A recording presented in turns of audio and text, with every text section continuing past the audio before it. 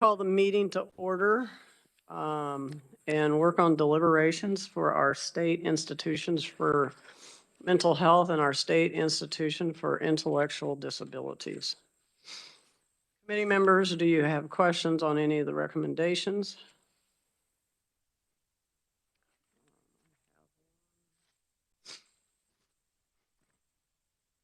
And the governor did do a GBA to fulfill the Larned beds, put those back. Is that correct? This is Madam Secretary.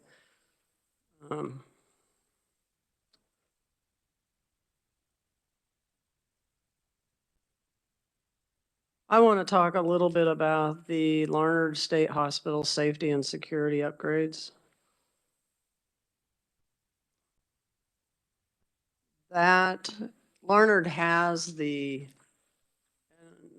Madam Secretary, maybe you could be the one that answers some of my questions, or your staff. My understanding that hospital already had those buttons. I don't know what they're called, but security buttons.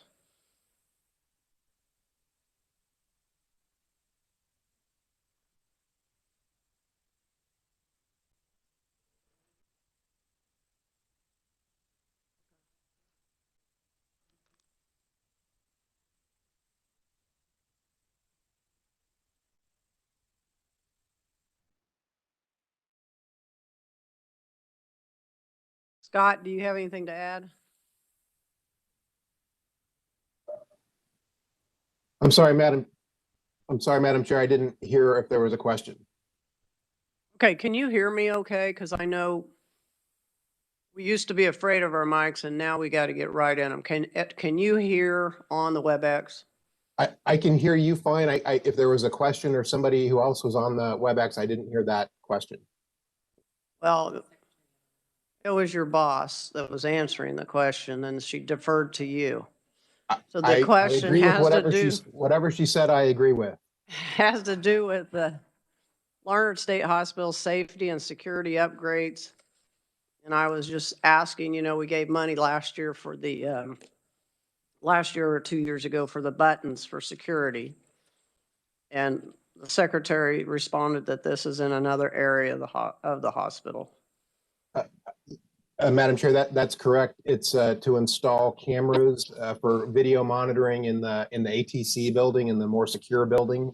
So it supplements the call buttons as well, but it is to install cameras in a building where we currently don't have cameras, but there is a need for security purposes to be able to monitor patients both while there's interactions and then have some remote monitoring as well, so we can see when staff isn't immediately there. Okay. And then I see that you want the Omnicell machine replacement dispensers. And I thought I had read somewhere where I think you have Microsoft, but you said you wanted Microsoft. Maybe it's just that Microsoft is too old. That's correct. That's correct, Madam Chair. The version that's on the machines that we have isn't supported anymore. So there's some HIPAA risks involved in that. So the enhancement that's in the governor's budget would let us replace those machines so we can upgrade the device and the software at the same time. Okay. And on page 20, the reduced resources, we are going to reduce all that SGF with the exception of the bed closure, the SSP mail unit. Is that correct? The SSP mail unit and the 72, we'll go back to 90 beds on the state security side, or on the, I'm sorry, on the psychiatric services side. That money's going back in, but the rest of the reduced resources will be adopted. Is that correct? That's correct. The governor's budget, we propose them as direct general fund reductions. I think the governor's budget does some switching around with other fee funds to offset the all funds side, but the general fund would be reduced. That's correct. On the longevity bonus payments on page 23, this is something we are recommending. Is that correct? Page I- 23. Yes, I believe so. So what I don't understand, and I don't know if Matthew wants to chime in, but I thought at one time we stopped the longevity bonus payments for state employee workers. Matthew, would this be giving this longevity bonus payments only to, I guess it's also Osawatomie, and does not include all state employee workers? I'm sorry, Madam Chair. On page 23, the longevity bonus payments that we're going to give them, is that consistent with longevity bonus payments that all state employees used to receive? Is this inconsistent, the same, or different? Madam Chair, can you hear me? Yes. So with regards to, I do know that we include in every budget analysis a salary and wage box. For this one, you would see it on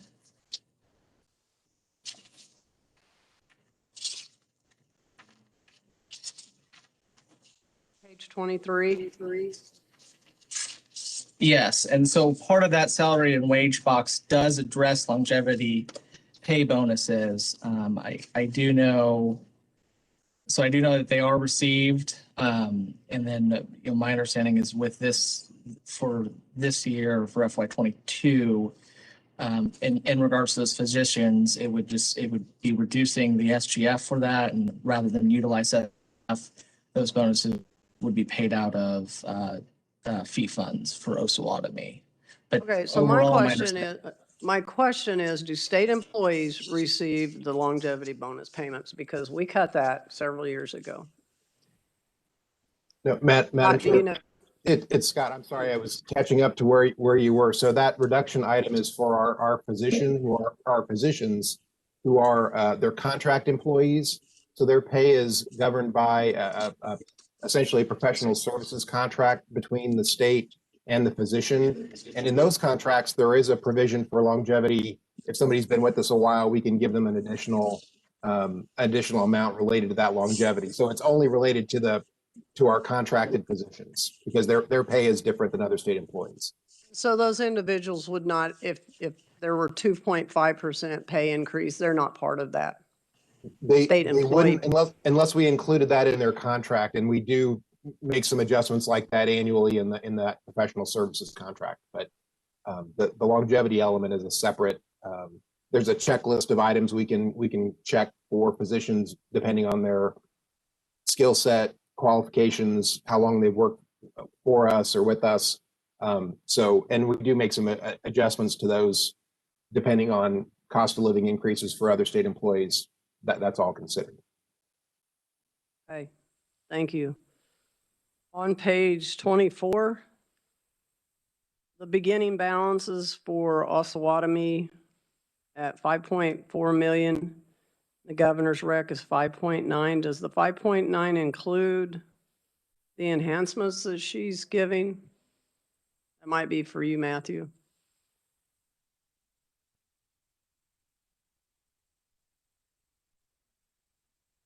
I think the question's for you, Matthew. Madam Chair, are you referring to FY21? No, I'm looking at FY22. The agency request is 5.4, but the governor's rec is 5.9. Yep. So that would reflect the reduced. So for those reduced resources for Osawatomie, the SGF is reduced and she says to utilize fee funds. And so that difference, that kind of jump in the governor's recommendations for expenditures, that is reflective of her recommendation saying, I'm going to cut your SGF by this amount, utilize fee funds to kind of offset those reductions. Okay, thank you. Other questions from the committee? Senator Petty? Thank you, Madam Chair. I think this got touched on earlier when the chair asked a question concerning the enhancements, but there was the answer concerning the video, and was that a video system, video surveillance system that, Scott, that you answered about? Because her question dealt with, I thought,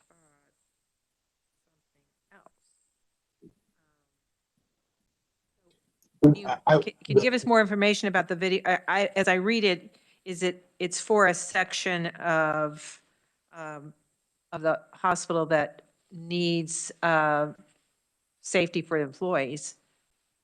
Is this correct? That's Senator Petty. Yes, it's so there we have some buildings that do have camera systems for monitoring, where there's a control center essentially that with some security officers that watch the camera feeds. We're proposing in that enhancement to install cameras in a different building, our ATC building, that houses some of our patients that need a little bit our higher level of security.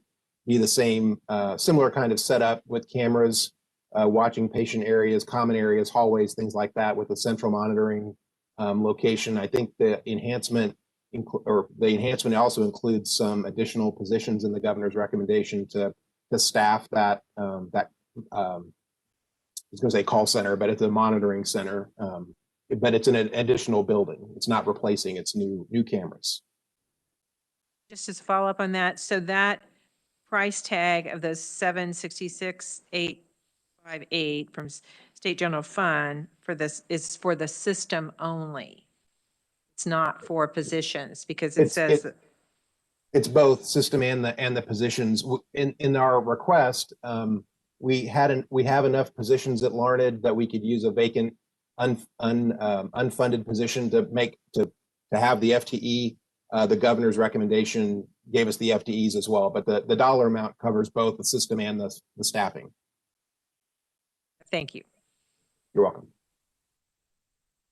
I have a question for the secretary. You all received a lot of money through the Spark. And I know a lot's for PPE and protective things, but I think it was able to be used for other items as well. Did we save any SGF, or were we not able to do that?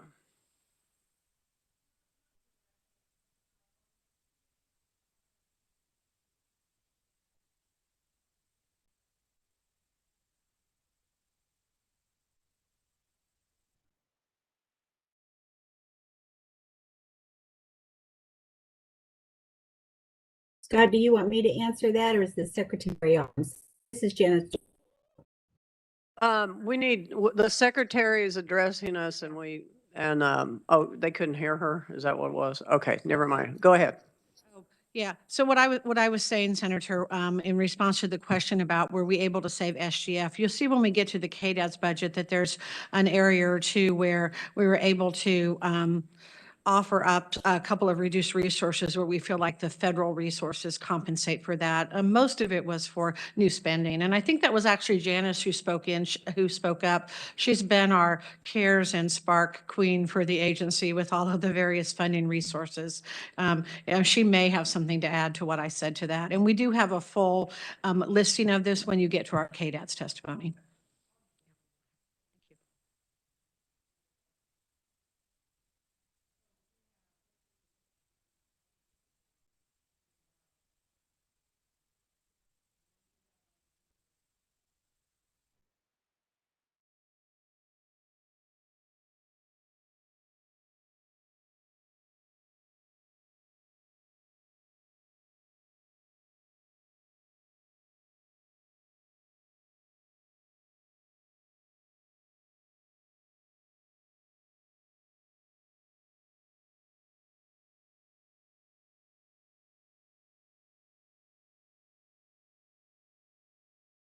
Sorry to the WebEx people, I didn't have my mic on.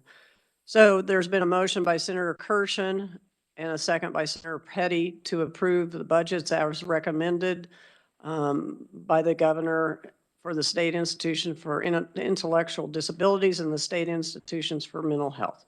Any other discussion? Seeing none, all in favor say aye. Opposed, no. Motion carries. At this time, we'll turn our attention to the Department of Children and Families and the Department of Aging and Disability Services. We're going to begin with the Department of Children's and Families, but if we do run out of time, we will stop to hear a conferee before 1:30. So with that, Matthew, do you want to begin?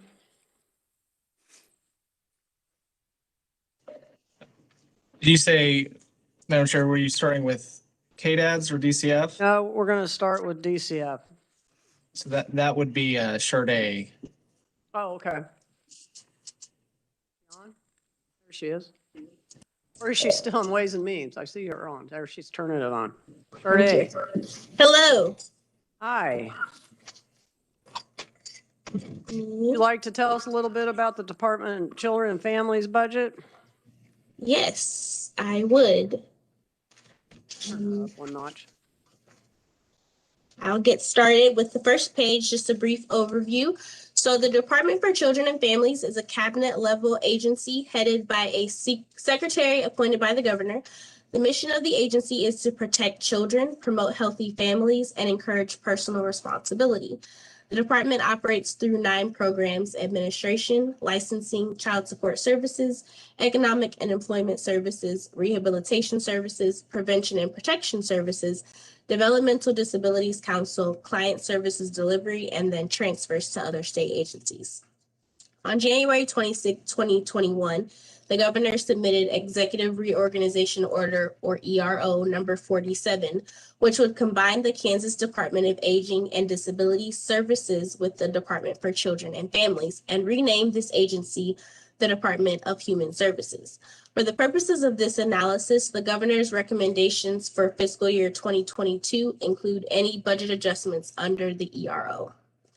The Senate Public Health and Welfare held a hearing regarding ERO number 47 this morning, but did not take any action, just so you have an update on where that is on the Senate side. The next few pages give a summary of major issues from prior years, a summary of the budget, a snapshot of some performance measures and trends over the past 10 years. And I can go into detail on those, or I can move forward to page 88. Move forward to page 88.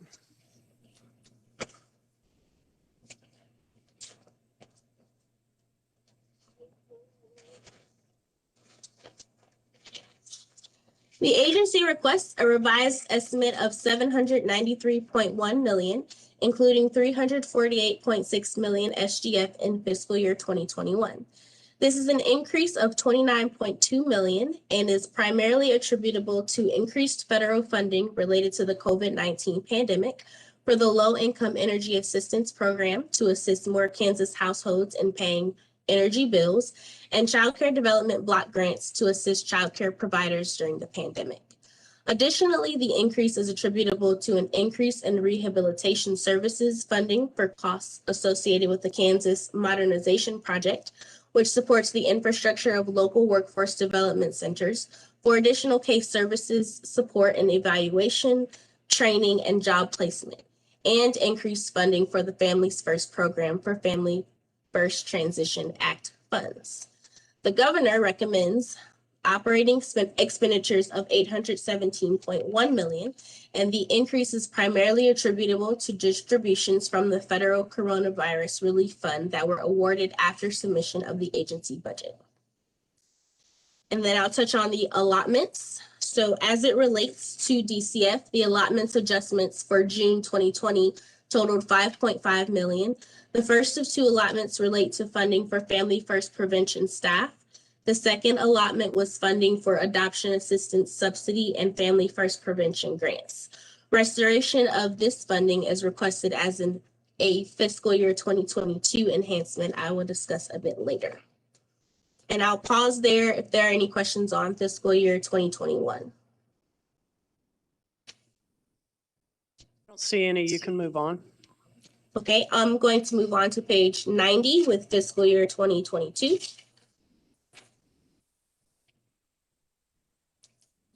The agency requests $776.7 million, including $355.5 million SGF for fiscal year 2022 operating expenditures. This is an all funds decrease of $16.3 million, or 2.1% below the fiscal year 2021 revised estimate. The decrease is primarily attributable to the end of receiving COVID-19 related federal funding. The governor recommends $3.1 billion, including $1.3 billion SGF for fiscal year 2022 expenditures. And just as a reminder, that includes the KDAD's funding being put into the Department for Human Services. The increases related to the Department for Children and Families specifically are attributable to child support services and prevention and protection services programs.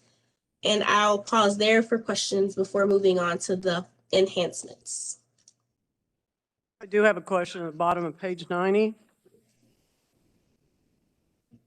Okay. So why is the federal low-income energy assistance program? I guess I didn't realize it was in this budget. So did we receive coronavirus money in that program? Yes, for fiscal year 2020 and fiscal year 2021, I believe. And when the agency submitted their budget, they did not budget for fiscal year 2022 related to COVID money for this program. Thank you. Petty? And would that be true also for the Child Care Development Fund? Yes, the additional funding. So they'll still get the about the same amount that they were always get, but the additional money that they got from COVID, they will not get for fiscal year 2022 under this budget. All right, continue, please. Okay, on page 93.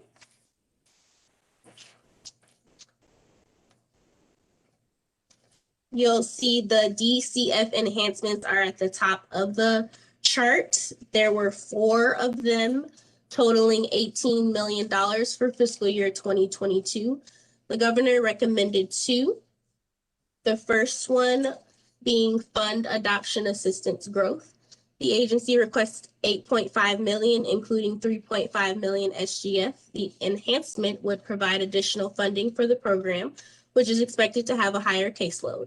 This assistance includes legal fees, which increased statewide in fiscal year 2019, an ongoing monthly financial subsidy, a medical card, or a combination of these items to families adopting children in the custody of the state. The second recommendation that the governor agreed with for the enhancements was the Family Crisis Response and Support.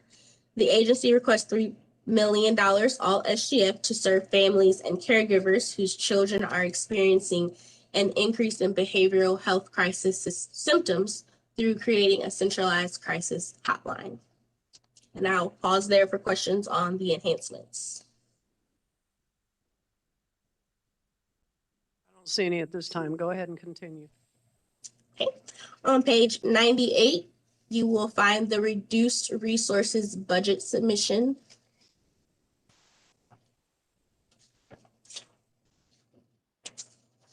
We're going to go back. Senator Petty has a question. I'm a slow reader. So under the enhancements, and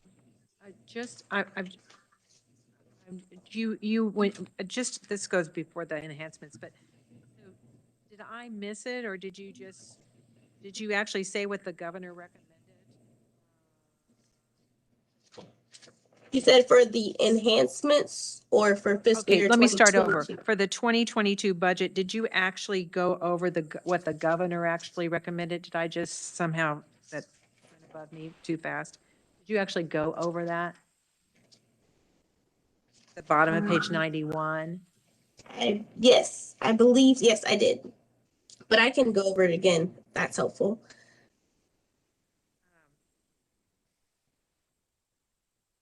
Why don't you go over it again? Okay. So on the bottom of page 91, the governor recommends 3.1 billion, including 1.3 billion SGF for fiscal year 2022 expenditures. And again, this is incorporating the KDAD's funding into DCF for the Department of Human Services. This is an increase of 2.4 billion above the agency's fiscal year 2022 request. And the changes primarily related to the Department for Children and Families are attributable to child support services and prevention and protection service programs.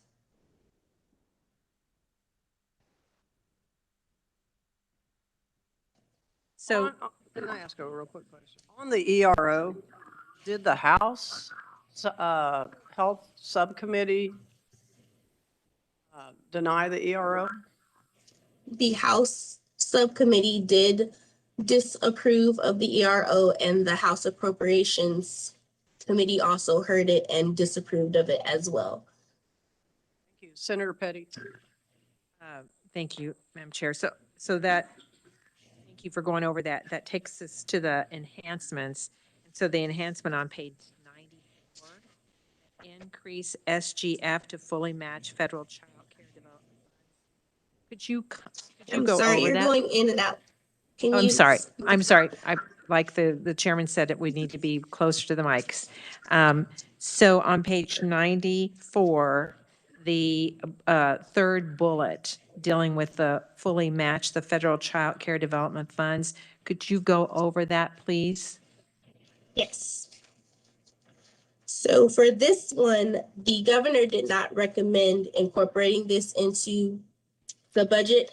However, the agency requested 5 million, including 2 billion SGF, to allow for the expansion of child care assistance. So it would have allowed them to expand their services to additional families, and the request would have been a permanent change. However, like I said, the governor did not recommend this one. And on this particular item, is this, and maybe the secretary needs to answer this, is this the increased funding that would help pull down more federal funds?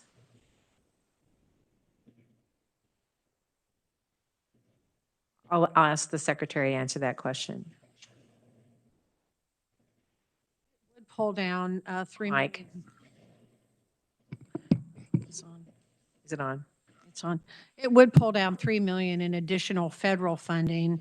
When I talk with the committee in our testimony, with all of the federal CARES Act related childcare funds and all of the increases there, this wasn't an item that we appealed. You'll see the large amounts of additional funding we've received through CCDBG and other sources under the Relief Act provisions. But this would draw down additional federal funds on an ongoing basis. And this is so you're saying because of COVID funds, we've been able to help in the area of child care assistance. That's helped. But this actually is what helps helps us to draw down those federal funds that we haven't been drawing down because we're lacking the local match. That's correct, because we have not had the state match. We've made this request for a few years. Again, it wasn't a high appeal priority because so much childcare funding has been coming in through COVID relief.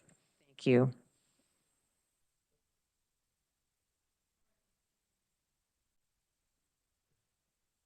Go ahead and continue. Okay, are there any more questions before I move on to the reduced resources budget submission? Okay, so on page 98.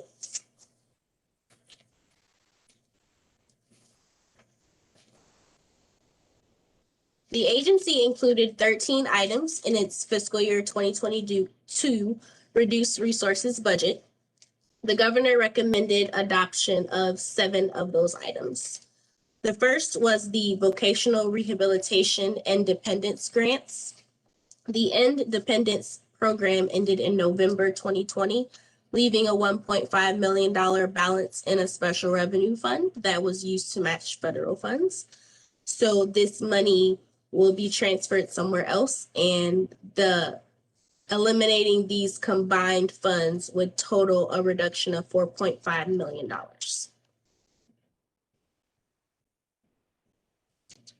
The second was shifting for replatforming of the Child Support Services Kansas Automated Eligibility and Child Support Enforcement System. It is anticipated that the replatforming of this system will take place in fiscal year 2023. So they're shifting the money to fiscal year 2023 and saving it for fiscal year 2022.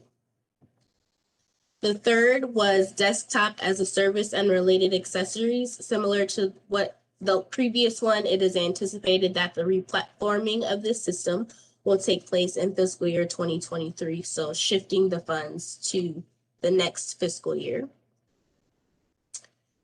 Number 4, delay in comprehensive child welfare information system. The agency received funding to develop a new system. However, the planning project is required to secure federal funding, and it's taking a bit longer than they expected. So again, shifting that money and that project to fiscal year 2023, I believe. The fifth one was replace SGF monies with Child Care Development Fund discretionary funds for child care subsidy. This reduction reduces SGF spending by $3 million for child care assistance payments. It also replaces the reduced SGF and federal CCDF, which is Child Care Development Fund matching funds, with discretionary funds.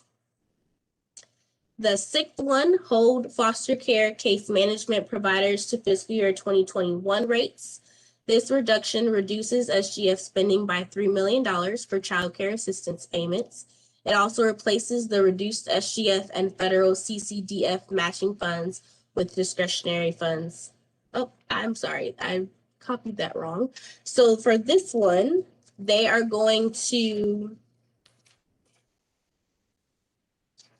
use the rates for 2021. They could have either maintained them at 2021 or reduced them to 2020. And the governor decided to hold them at the 2021 rates. And then the last one, reduce pre-employment transition services, case services to projected level. The rehabilitation case services and client services programs assist persons with physical or mental disabilities to obtain employment and live more independently. This program serves qualifying youth ages 16 through 21, and the reduction would limit services to the currently projected number of youth and not allow full utilization of available federal funding. The agency also has 8 programs that are in this budget analysis, and I can go over those programs, or I can move forward to the capital improvements. Petty? Thank you. And this probably goes to the secretary. So that replace SGF monies with CCDF discretionary funds for child care subsidies. Is that connected in any way to what we were just talking about, Secretary? So we're able to do that for 1 year? Directly, but yes, we had sufficient funds on a 1-year basis to free up SGF dollars within our existing funds, not connected specifically to COVID, Senator. So that's not drawing down, that's just, is it? That, Yeah, this is just replacing with SGF for 1 year CCDF dollars. All right, continue. Let's go to the capital improvements. Okay, that's on page 136.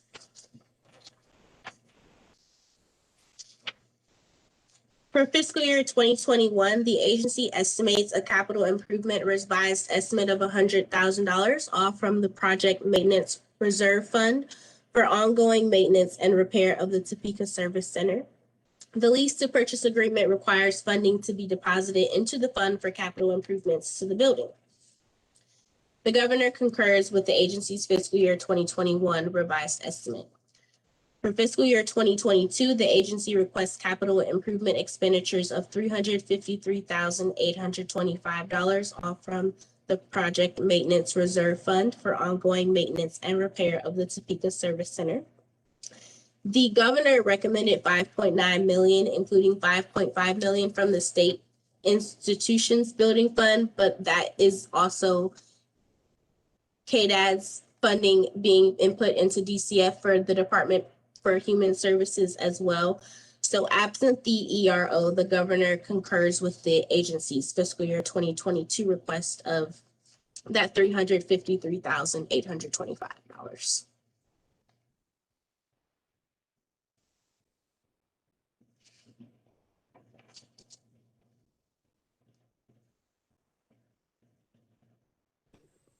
Laura Howard, Secretary of Kansas Department of Children and Families, here in person. Thank you.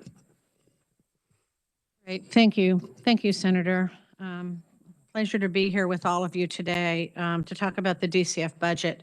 I'm going to skip through some of these slides in the interest of getting to the point of the budget. So there were some early slides that talked about the potential of a combined agency, but I'm going to actually turn your attention first, move you all the way up to page 10 as we get into an overview of DCF.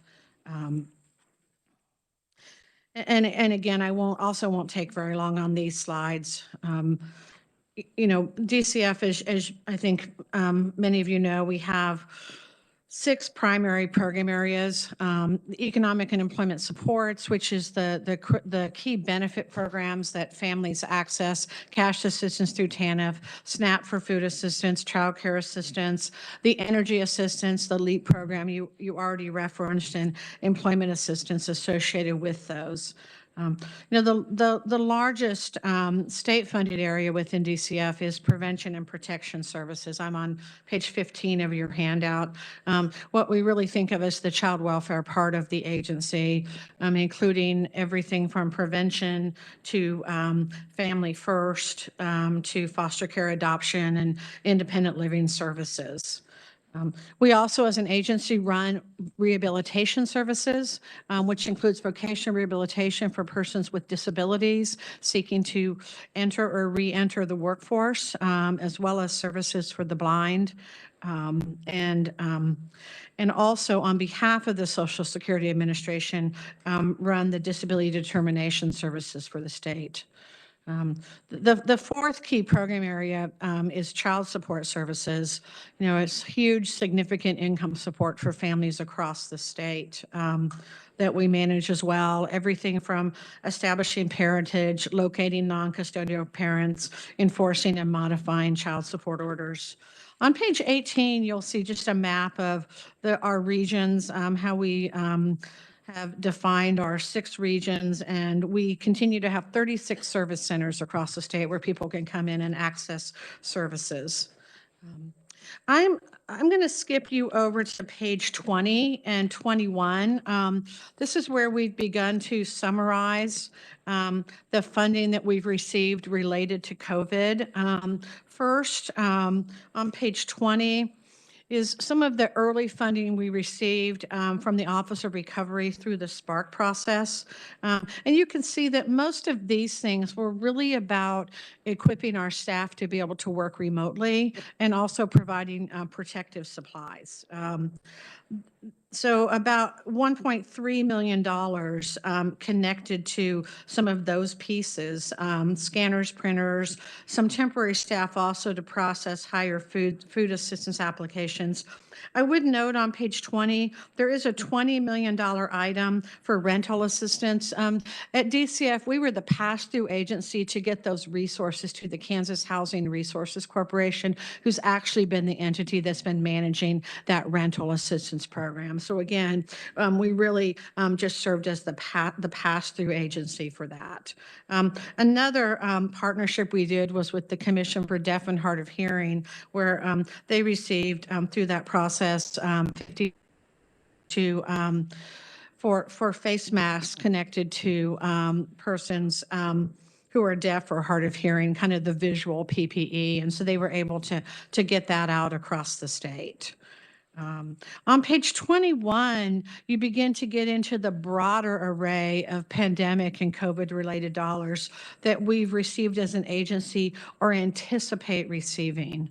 In the first column, you see the CARES Act. So the CARES Act, and I think a little bit that First Families First Act that passed, you'll see in that first column about almost $41 million came directly to DCF from our federal partners, not through the state Spark process. These were direct appropriations. And you can see the bulk of that is in the child care area, about $30 million. Just about $9 million in the LEAP program to allow the ability to both serve more families with energy assistance and increase the amount that we're able to provide those families. Those were the large amounts. You'll see some smaller amounts connected to child welfare and some of our emergency food assistance providers. But again, about $41 million in that round. And I talk about a couple of those important programs later in the testimony. But obviously childcare has been the largest of those. I'll talk about the HEROES Act the HEROES program that we instituted with that funding. We also provided direct assistance grants to childcare providers, supply grants, capacity grants for providers who did not have the same number of children coming to their facilities and the like. And those funds have to be obligated by September of 2022 and liquidated by September of 2023. What you'll see in the next column, the COVID-19 relief in the fiscal year 2021 Consolidated Appropriations Act. We know less about this. This is the act that just passed Congress at the end of the calendar year. But we anticipate receiving, when I was talking about childcare resources, we anticipate receiving an additional almost $88 million in childcare funding in conjunction with the Consolidated Appropriations Act. It's a lot of resources. We have to turn in a plan to federal partners. We're working closely with some of the consultants from the Recovery Office and with stakeholders, Children's Cabinet, other agencies, to begin to think about how do we best leverage this to have the most impact. And so I think more to come on that. There's still guidance and information we still need from our federal partners, but you can see a large amount of resources. We also will be receiving through that latest Federal Assistance Act, some additional funding in the child welfare area. Most of that related to youth who are in independent living, those youth who have left the child welfare system or who might have aged out of child welfare. And so we've already begun some plans around that funding to increase some of the independent living subsidies that we provide to those youth. And then you can see, again, some additional funding on the food assistance side. So although there were a lot of resources that came in through the CARES Act, really significant additional dollars that we're just beginning the planning efforts on, and in many cases don't yet have any of the federal guidance yet. And then on page 22, just for the Office of Recovery allocations, the 20 million I first talked about, and then the additional 40 million for the CARES Act. That just gives you a summary of where we are in terms of spending of those dollars. And we've spent about half of those dollars, have about half left to spend.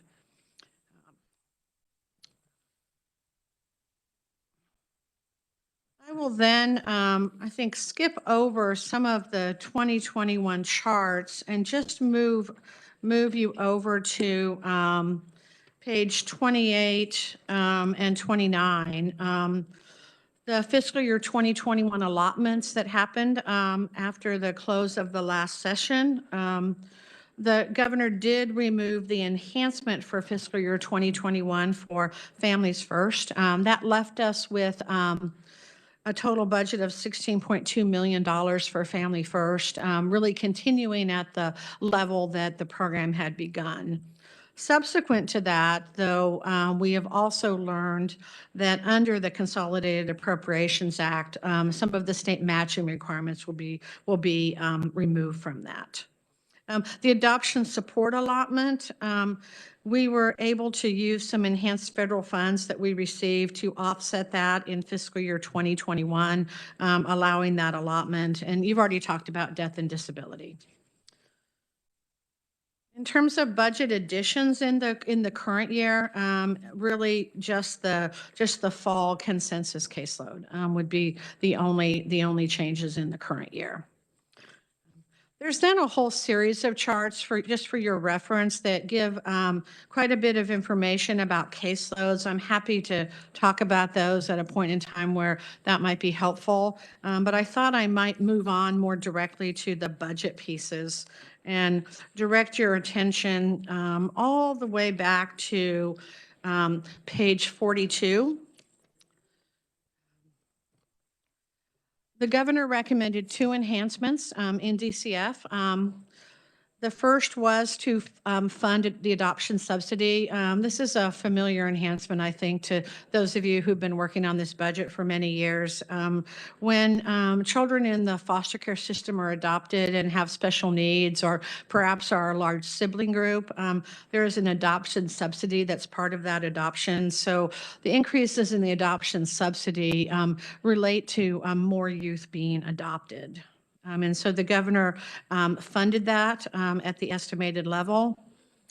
And then the other enhancement was $3 million from the State General Fund for family crisis response. We're very excited about this program. We're actually able to begin it with some federal funds in the current year. In fact, we anticipate announcing an award for this contract probably next week.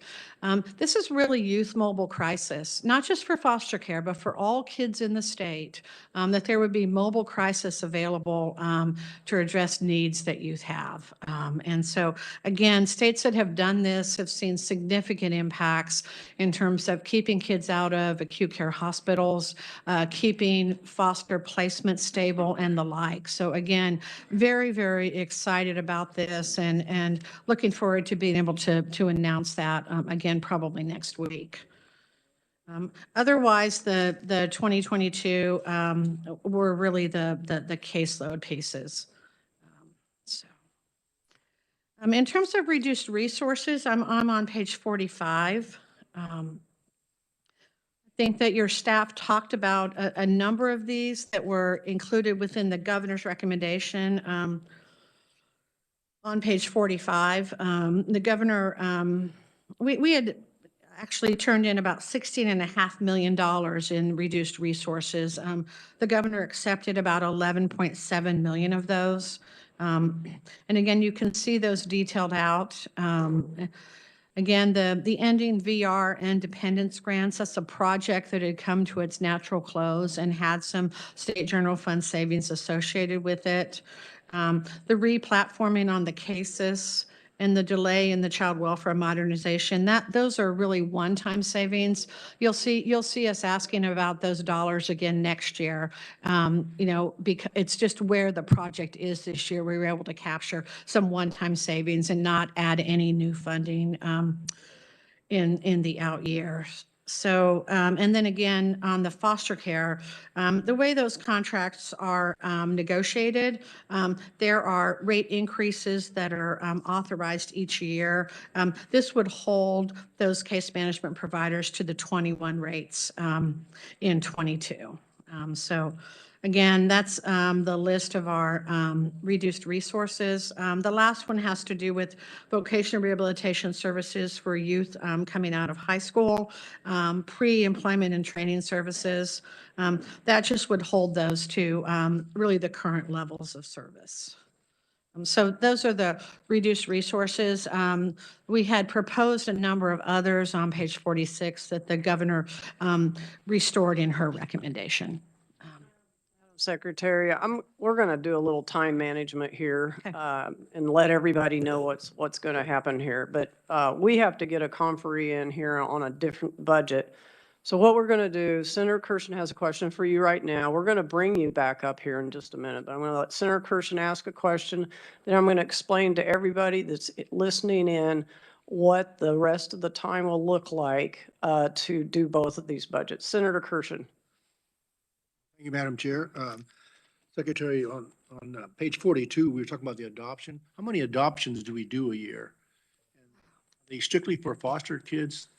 Just strictly foster kids? Yeah, this is really talking about foster kids, and we've really improved those numbers over the last 2 or 3 years. Actually, the last 3 years, those numbers have really gone up to about 2,000 a year, Senator. Yeah.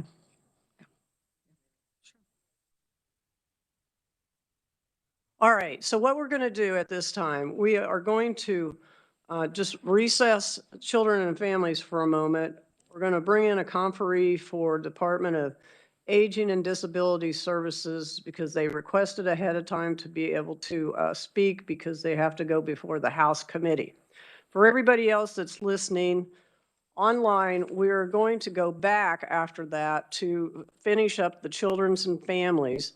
We'll get as far as we can by 2 o'clock. So the people here for Aging and Disability Services, we probably will not get to most all of you. And Monday, we have KDHE Environment, and then we have another time scheduled on Tuesday. So mark your calendar for Tuesday at noon. We'll be doing focusing most all of our time on KDADS at that time. The only question I have before I bring the conferee up, is there anyone that's on the KDADS list, I'm looking at it, that traveled here in person to be here in person? If you're a lobbyist, it does not count. It's only if you are a conferee who came in and traveled in wishing to speak, but I do not see any. So if you did, please speak up.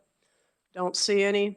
At this time, we're recessing the Department of Children and Families, and we are opening comment period for the Department of Aging and Disabilities, and we have Sean Sullivan, President, CEO of Midland Care Connection Incorporated. Welcome, Sean. Is it still on? Appreciate the opportunity and accommodating schedule. So I don't provide a testimony or send it in to the committee assistant. I don't need to reiterate that or read it. Deputy Secretary DeBoer did a great job last week of providing a overview of the PACE program to the Senate Ways and Means Committee. The company I'm with now, Midland Care, is one of 3 PACE providers in the state of Kansas. PACE is a managed care health plan regulated as a Medicare C Advantage plan and also a provider that provides services to those that are 55 and older that need a nursing home level of care and can live safely at home when they enroll into the program. My only request for consideration for you all at this point that I'll highlight is the request that the PACE program expenditures go back into what's called the human services caseloads. Back several years ago in the 2012 or 13 timeframe, all of PACE expenditures were in human services caseloads. The agency at the time took it out in agreement with others because the cap on enrollment was taken off of the program at that point based on uncertainty as to what would happen with program expenditures if we took the cap off. What we've learned since then is that every person that goes into PACE is not in a can care, which is more expensive by at least 10% per enrollee. So all of the equivalent programs to PACE for who we serve and where we're served, for the most part, are in consensus caseloads. We'd request that we be able to go back in. And the primary reason for that is it provides the agency more certainty with enrollment as we try to grow this program with KDADS and expand it to parts of the state, hopefully, that do not have it now, provide some certainty, a little bit more certainty than there would be now around funding those enrollment increases. Again, if the enrollment increases are funded, then it's offset by the same number of decrease to the can care budget. So I'll leave it simple as that and would request consideration for that to go into caseloads. Okay, Sean, I don't see your testimony. Did you say that we need to check with we do have it? I'm sorry, Yeah. I didn't find it. I'll look for it then. If she's got it, I probably have it here. So thank you. Any questions for Sean? Senator Petty? And thank you for being here. And I have heard this a couple of times, but remind me again, budgetarily, how does this impact? Or what does this impact? It's in the KDAD's budget. So we are paid, the state expenditure, there's state and federal expenditures through Medicaid and Medicare. For the state, it's through the Medicaid program. We are paid one rate, depending on the age of the person that's enrolled in the program. It all flows through the KDAD's budget. For every additional person that goes into PACE, that's one less that's in the CanCare managed care system. And we are paid at least 10% less than what the managed care companies are for equivalent populations. So by moving it into caseloads, it doesn't cost anything. It just provides certainty as enrollment increases, as we try to work with Secretary Howard, Deputy Secretary DeBoer, and others to expand the program. Thank you. Any other questions for Sean? All right, we know how to find you. Thank If you. we have any more questions. Thank you, Sean. Okay, we're going to go back to the Department of Children and Families and continue with Secretary Howard.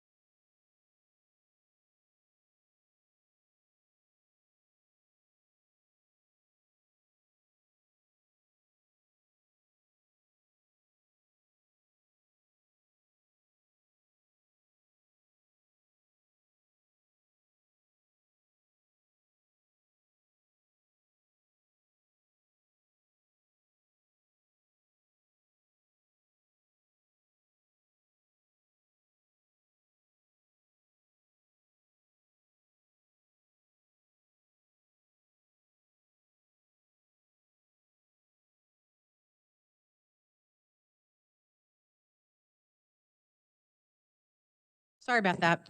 Just the legislative proposals that we've introduced this year. Those are really listed on page 49. We have a bill related to adult protective services. We have a bill related to exempting caregivers of, really exempting if foster parents are receiving child care assistance. Exempting them from the 20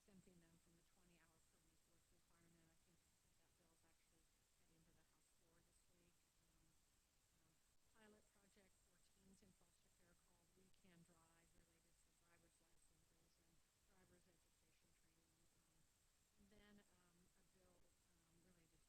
able-bodied adults with that dependents that legislative form of a proviso that you approved last year. I wanted to give a few program updates that I think are relevant to the budget. I'm on page 51. A class action lawsuit was filed against the Kansas Child Welfare System in late 2018 by Kansas Appleseed and two national children's law organizations, Children's Rights and the National Center for Youth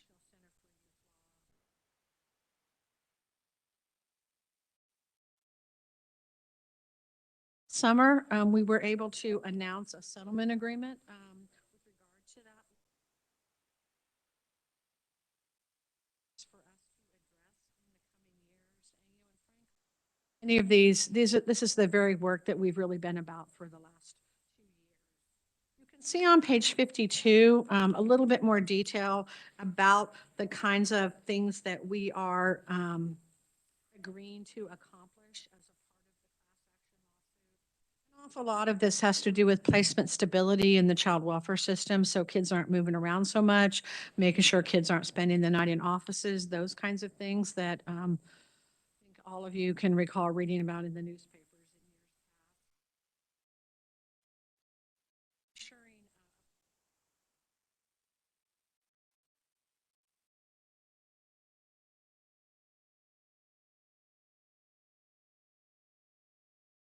specific outcomes we'll need to meet depending upon the measure over the next 3 to 4 years. And so we will have an outside validator that will be, monitoring our collection of data. And within a few months, we'll begin reporting regularly on this. A judge just approved the final settlement a couple of weeks ago. So even though we were able to announce it last summer, it took that period of time for the court action to finalize the settlement. I did just want to say a little bit on page 53 about kind of where we started and where we are with regard to the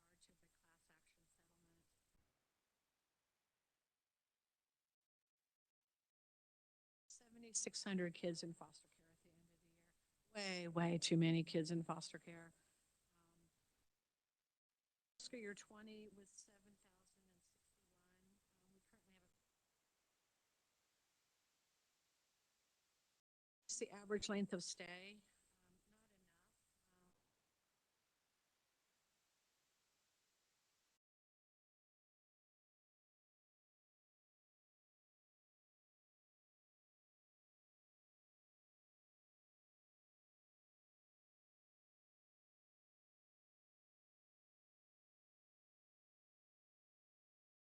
I think the piece I'm probably most proud of has to do with a federal measure that's used, moves per 1,000 days of care. And the federal standard that we're agreeing to reach in 4 years under the settlement is an average of 4.4 moves per 1,000 days. From July 19th to December 2020,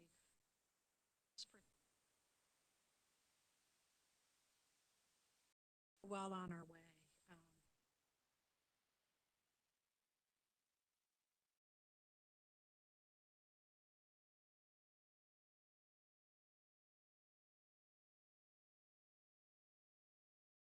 A lot of our strategies have to do with the kinds of practice models that we've instituted that bring family, other relatives, other people who know the child to the table early to find the safest placement.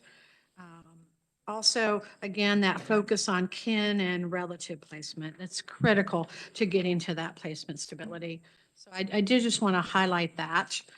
Also on page 56, Family First.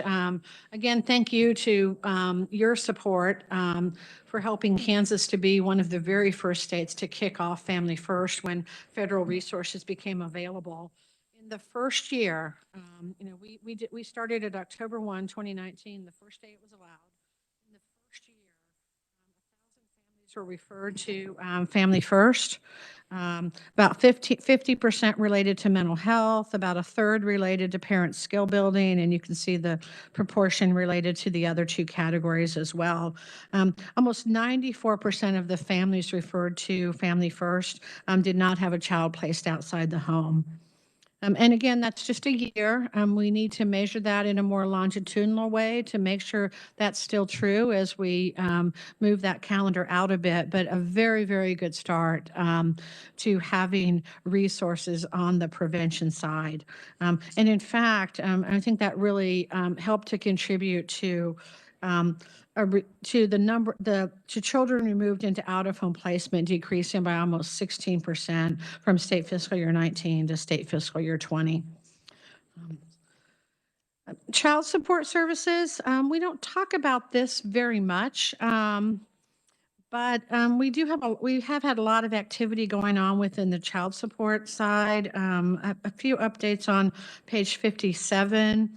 terms of ways in which we've tried to reduce the enrollment form, make that a bit easier, create a central spot where state employees can be contacted regarding child support matters. Because recall, the Kansas child support system is really fully privatized. That happened a few years ago. And so we felt it was important to have a bit more resource at our central office level to address concerns. We entered into an evaluation of the program and received that evaluation back last summer by Midwest Evaluation out of Emporia. And based on their recommendations, we currently have a new RFP on the street related to those privatization contracts, really looking at how we can improve the quality of the service, how we can make sure that we're really modernizing the program and improving the state's performance as it relates to collections of income. So again, we have RFPs on the street right now related to child support contracts. And we're also in process on the ks replacement in child support, the IT system replacement. So there's more detail on that in the pages to come, but in terms of the focus of that RFP. The last couple of things I wanted to talk about really go back to COVID and just wanted to talk about a few of I think what have been maybe the most impactful programs that we've implemented with regard to the resources that have come into Kansas. First has to do with the pandemic EBT program. This was authorized through federal legislation, and this was really the program when school shut down last spring to say, what's going to happen to kids and food and lunch? So basically what this does is provides benefits to families whose children would have received free or reduced price meals if the pandemic hadn't required schools to shut down. So in 2020, we worked alongside the Kansas State Department of Education, and DCF distributed $48 million in pandemic EBT benefits to over 160,000 Kansas families. That program continues in this school year, and in fact, under more recent federal legislation, it's been expanded to include younger children. So we're working out the next phase of that right now with the Department of Education. The second one I wanted to highlight is just the Hero Relief Program. This goes back to some of the child care funding that we've received from the federal government. We created what we called the Hero Relief Program. And several parts to that. One, it just provided grants to child care providers to continue their operations. But then we also opened up the ability for families of essential workers to get child care benefits and increase the income level at which that would be provided. So we've distributed more than $10 million in grants and benefits under the Hero Relief Program, again, targeted to those essential workers, whether those are healthcare workers, whether those are folks working in meat packing plants, whether those are folks working at the supermarket or driving the trucks on the road, the ability to access child care benefits. So that's been an important program. And then I guess the last piece I would say, just with regard to food assistance in general, the Consolidated Appropriations Act that just passed in December approved an increase of temporary benefits through the SNAP program, 15% increases for 6 months. We were able to get that executed in January, got the first payments out, and the remainder will be built into folks' SNAP benefits for each of the next 5 months. That increases the maximum allotment, and again, it's income-based, the maximum allotment to a family of 4 to $782. This will have about a $25 million impact on the Kansas economy in terms of added food assistance benefits in those 6 months. So I'll stop there, Senator. I know it was a lot. Thank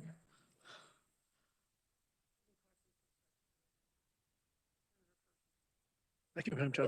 I don't have a question, but talking about foster care and services, I think there's a bill that would say that if you're a foster kid, you could get a fishing license for free at the state lake.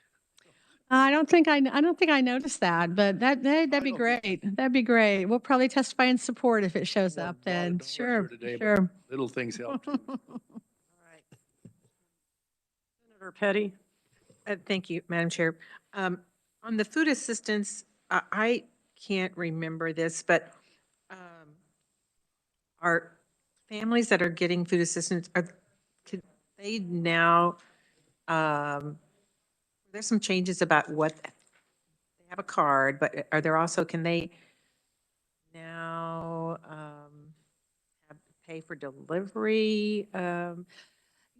Yes, I think what you're referring to, Senator, is that we now have the ability, and we have a few grocers on board now. I think I might get this wrong. If I do, I'll correct it later. But I think through Amazon, through like Walmart, I think now Aldi, people can actually order groceries now. Yeah, some states had done that in advance of the some of the COVID legislation through different waivers, but then that was expanded. We were already working on it, but that was expanded more broadly during COVID. So we were able to implement that a few months ago. And Aldi just came on board a few weeks ago.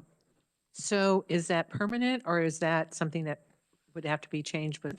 It would be permanent at this point, right? For states that have it approved. Thank you. We're going to move on. I've got two more people signed up to be a conferees for the children and families. Rochelle Roosevelt and John Olees. John, are you here? Raise your hand. That's in person. Executive Director of Hope Ranch. No one's I'm on here. on a video. You're on WebEx? Yes, yes, ma'am. There you are. Okay. So what I need to know, how long is your testimony? 5 minutes if possible. Okay, no problem. And Rochelle Roosevelt? Yeah, about 5 Also minutes. Okay, very good. All right, we'll start with you, John. Welcome to the committee. All right. Well, thank you, Chairwoman McGinn and members of the Senate Ways and Means Subcommittee on Human Services. I appreciate your time. Thank you for the opportunity to provide testimony regarding the Kansas Department for Children and our request for $300,000 state general funds to be allocated to Hope Ranch for Women in Wichita, Kansas. This is to provide services and supports for women that are victims of human trafficking in our state. I want to start by telling a personal story about my experience with this modern day horror. Recently, my wife and I were talking with an individual helping women escape human trafficking. She shared with me, John, I have sat in my car on Broadway Street in Wichita, and I watched as a prostitute that I was building a relationship with was doing a trick in her car. I looked the other direction and I saw her pimp with the prostitute's child in the pimp's car. And I know that the pimp told the prostitute, you bring me X amount of dollars by this time or I'm going to beat the crap out of your kid again. Her words left me in shock. I could not believe that such horrors occur in America, let alone in my hometown of Wichita. But then I read that the U.S. Justice Department has recently identified Kansas as an originating state of human trafficking. Seriously, this must stop. Like many of you in that room, I have children, and if my daughter was caught in this evil of trafficking, I would give everything I have to help her escape and heal. It is a stark reality that right now there are parents like you and me that are out there asking for our help for their daughter. The question I would ask you to consider as policymakers and as elected leaders is how can you respond to this growing problem? A few months ago, a woman in our program at Hope Ranch, upon seeing a dog kennel in the office, we have a dog for canine therapy. When she saw the kennel, she fell into a seizure. We coordinated a mental health assessment and physical wellness check as a result of her response, and it was determined that the woman suffered from post-traumatic stress disorder. Later, we found out that when this woman was not being trafficked, she was forced to live in a dog kennel. She ate, she slept, she existed in that kennel. I cannot be aware of these stories that I've shared along with countless others and do nothing. Hope Ranch for Women exists to empower women who have been exploited and abused to rise above their circumstances. It's a 501c3 faith-based nonprofit that received an A+ rating from the National Trafficking Sheltered Alliance, which we're now a member of. Women come to Hope Ranch from diverse backgrounds. Caught up in the chains of sex trafficking, they are essentially homeless. Mentally and physically traumatized by their experience, they are at risk for a host of adverse personal and social outcomes, and all of them are seeking hope and healing. Everything that we do at Hope Ranch is modeled upon one key ingredient, and that is enduring relationships through mentoring. Whether through our 24/7 care mentoring program for women who need the added security and assistance as they recover, even from night terrors. We also have our community mentoring program with women who are working at getting off of the streets, or our equine program to help women recover from the trauma of being a victim of trafficking. All of these programs are offered through Hope Ranch with the intention of helping women to be restored towards a path of self-sufficiency and personal independence. Our mentoring program includes connecting women to mental health counseling, facilitating their entrance into training for job placement and soft skills development, receiving medical care, and supporting them as they seek to secure housing. We provide educational support so they can obtain their GED and driver's license. All of this and a host more to help them reach economic mobility and reduce the likelihood of them getting back into trafficking. So today we're asking for $300,000 of SGF funds to propel our organization forward into making greater impact in preventing the evil of trafficking in Kansas, and to continue to provide services to care for these women. Ideally, this grant would renew for the next 3 years so that we can effectively address this systemic issue that is larger than us. By you providing these SGF funds, we can build a solid foundation to help more women escape and heal now, while we continue to further grow our donor base for long-term programmatic expenses. Additionally, we are pursuing further efforts such as opening a second home for women with children. There are very few of those in the United States. And working in a joint effort with other organizations to open an emergency 30 to 90-day shelter to help women escape this industry and begin their road to recovery. So thank you very much for the opportunity to testify before this committee today and your generous consideration regarding this important matter. I'm happy to answer any questions that you may have. Thank you, John, for being here. I do have a question. How long has your organization had your 501(c)(3) status? I believe we received it in 2012. It was either 2012 or 2013. And you're currently operating off of donations? Yes, ma'am, we are.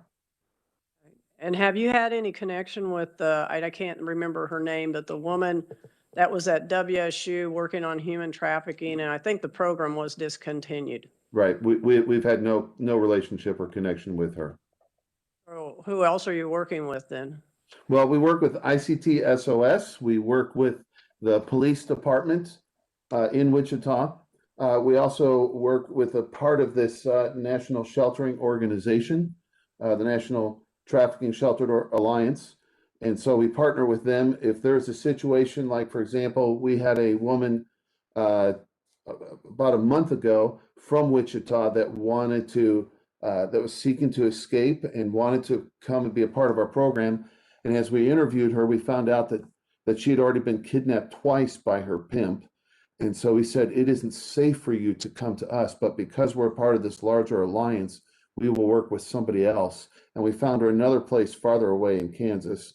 And then they turn around and they send us people who, it isn't safe for them to be near them. And so we have that kind of thing that goes around, as well as, like I said, we work with other organizations in Wichita that provide women who are seeking to get this sort of help. Okay, thank you, John. Other questions Absolutely. for John? All right, I don't see any. Thank you for being with us today. All right. Thank you so much for your time. Next, we have Rochelle Roosevelt, Senior Vice President of TFI on WebEx. Welcome. Yeah, thank you so much, Chair McGinn and members of the subcommittee. I'm the Senior Vice President at TFI, which is the Family Initiative. I'm pleased to present testimony about our agency and the services we provide throughout Kansas. TFI is a leading child welfare agency. We provide experience, compassion, quality services, and care. We have over 55 years of experience in providing child welfare services. This includes foster care services, group home care, case management, independent living, psychiatric residential treatment, behavioral health, adoption services, visitation, and aftercare services. Our mission is devoted to the strength of family, and we have been accredited by the Council on Accreditation since 1999. Our most recent accreditation was in 2019. We are a licensed child placing agency through the Department of Children and Families. At present, we sponsor 421 foster homes in Kansas, and those homes have 463 children placed there. TFI and our foster parents receive a payment from DCF each day a youth is placed in the home that we sponsor, and the foster parents are reimbursed through rates set by DCF. The administrative rate covers a portion of our CPA cost. TFI has responsibility for children's permanency case management services through DCF in areas 4 and 8, and we took that over on October 1st of 2019. Presently, we serve approximately 1,412 children in out-of-home placement, and in aftercare, so children who have been returned home, we serve about 291. TFI continues to use family finding, solution-based casework, and trust-based relational intervention models in our work with families and their children. And currently, we have about 39% of our children combined in both areas combined who are placed in relatives or kinship or non-stranger care. TFI's Pathway Psychiatric Residential Treatment Center is licensed through the Kansas Department of Aging and Disability Services. Our PRTF has 49 beds and currently serves 49 youth. We have 29 males and 20 females in care at the end of December. 31 of our residents were in state custody, and 18 residents were private placements in the last in that month of December. TFI's Pathway Qualified Residential Treatment Program, or QRTP, is licensed through DCF for 16 beds, and at the end of December, we had 11 youth, 7 female, and 4 males in that program. TFI was also awarded a grant from DCF to provide family preservation services in the West region starting in January of 20. As of December 31st of 2020, we had served 383 families. Our Tier 1 model uses clinical family and individual therapy services, incorporating evidence-based models of trauma-focused cognitive behavioral therapy and alternatives for families' cognitive behavioral therapy. Those models in practice engage the family in a trauma-informed, culturally sensitive manner that focuses on skills building, insight, and family connections. Our Tier 2 model incorporates AFCBT and solution-based case management. These practices encourage strength-based skills building and resource development. TFI has maintained 95% of all families referred in-home during the service period. We also provide services through DCF Family Preservation Grants. Our Grow Nurturing Families program utilizes parent-child interaction therapy, PCIT. TFI incorporates motivational interviewing techniques with the goal of improving social and parenting skills to prevent children from entering state custody or foster care placement. The PCIT evidence-based practice is a dyadic behavioral intervention focusing on decreasing the undesired behaviors and increasing the desired, more positive behaviors like improving social skills and cooperation. We started taking referrals in January of 2020, and as of January 31st of 2021, we have served 73 families with 165 children. We continue to develop our practices to ensure the quality of services is meeting fidelity and improvements are made in areas of need. TFI supports increasing access of Family First services to support and strengthen families in Kansas. We are dedicated to strengthening families and are committed to providing effective evidence-based services to the many families in need of partnership with both KDADS and DCF, and we support their budget request. We appreciate the opportunity to present today and will stand for questions. Thank you. Are there questions? I don't see any. All right. I forgot, I overlooked. Rachel March, are you still here on WebEx?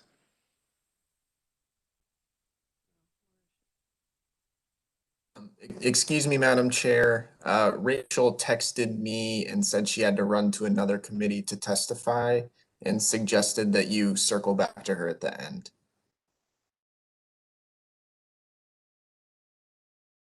Well, the end is now. So what we might do is if Rachel wants to get in touch with me, we'll try to get her in on Tuesday. So just have her contact my office, please. And that's for Children's Alliance of Kansas. Is there anyone else that'd like to testify on the Children's and Family budget? Anyone else as a proponent, opponent, neutral? Seeing none, we'll close the hearing on the Department of Children and Families with the exception of Rachel March, who may be with us on Tuesday. Now, I allowed one exception. If I'm going to allow one more, maybe. If Janet Williams is still on, because I heard she couldn't be here Tuesday, I need to know how long your testimony is going to be. We are very short of time. Janet, are you still there? I'm here. 5 minutes. Or less. Got it? Or less. I can talk right. fast. Thank you. So we have Janet Miller, founder of Williams, founder of Mind Matters, LLC. Yes. Go ahead, Janet. I'm here to talk about the brain injury waiver today, and I would really, Excuse me just a sec. I need to let for the audience know this is under the Department of Aging and Disabilities. Go ahead, Janet. Correct. I really appreciate your time today. The brain injury waiver in Kansas is 30 years old this year. That's 30 years of assisting people to leave hospitals, rehab centers, nursing homes, homeless shelters, state hospitals, jails, and substance abuse treatment. In total, more than 70 referral sources. In fact, last year we had 118 referrals from hospitals, including the University of Kansas, Stormont Vail, and Via Christi. People with significant disabilities have come home and received their rehab therapy in the place they'll use their skills, their own home. When they're done, the services move on to help others who qualify. It is a time-limited program based on progress, and people graduate to independence, other waivers, or the work program. Services decrease over time, as do costs. There's one designated rehab facility in Kansas at the cost of $750 a day. This waiver is $90 a day. 2 years ago, Kansas legislators championed the change to the brain injury waiver to include children and adults. At that time, they did not add any money to the budget. This year, there was a budget request by KDADS that was turned down by the governor, and we're now facing an imminent waiting list for the first time in 30 years. We really, really need the money for this waiver because you can't start making progress until you're on and getting services. Our agency alone increased from 45 referrals to 65 per month when the definition was changed to include acquired brain injury and children. For the first 7 years of CanCare, there were no providers or services in Wichita. There are now. So having a waiting list stops not only people with acquired brain injuries, children, and the statewide expansion, it stops even people who previously qualified from getting on. And honestly, a waiting list would just be a disaster. So I'm going to shorten my testimony, and I'm just going to say a waiting list on the brain injury waiver does not save money. It really just causes lives, costs lives, and people will end up in nursing homes, which is, as we all know, during a pandemic, it's the last place that anyone wants to be. And I will, you can read the rest of my testimony and I stand for questions.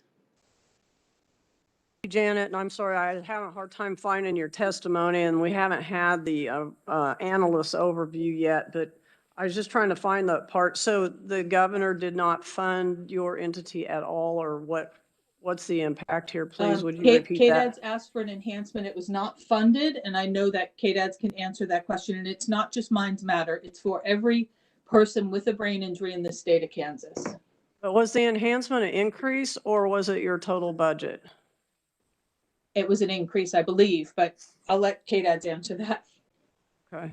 All right. Thank you. Is Secretary Howard, you're still here. Could you please answer that question for us?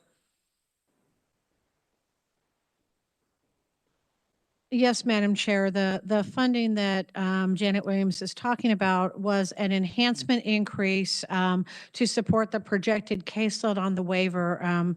You'll hear us testify about significant growth in the waiver from opening it up to acquired brain injury in youth. So it was an enhancement to support the increase in the caseload.